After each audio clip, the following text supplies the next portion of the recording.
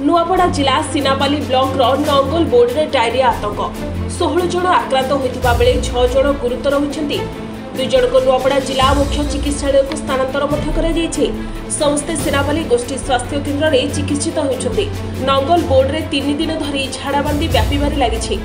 Sinapali medical ambulance पठाई आक्रांत को hospital आनी चिकित्सा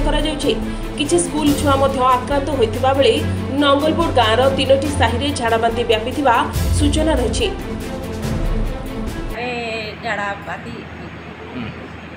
गाली आनी 5टा के आज आनी 5टा मेरे स्कूल छुआ मैंने जेन ताकर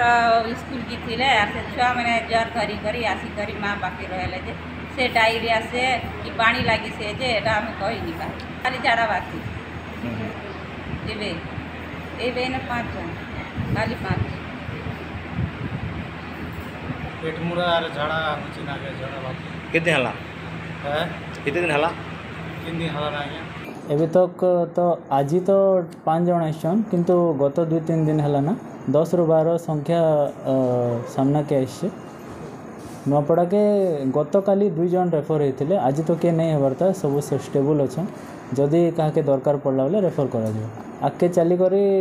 निबा और टीम पठावा काली तो टीम आवश्य काना आम इंचार्ज सार सब मिसिकिना सब टीम पठावा सब देखा सर तो इंचार्ज सार बुझुन सब कथा से सब स्टेबल अच्छा पेसेंट सब नुआपड़ा स्टेबल अच्छा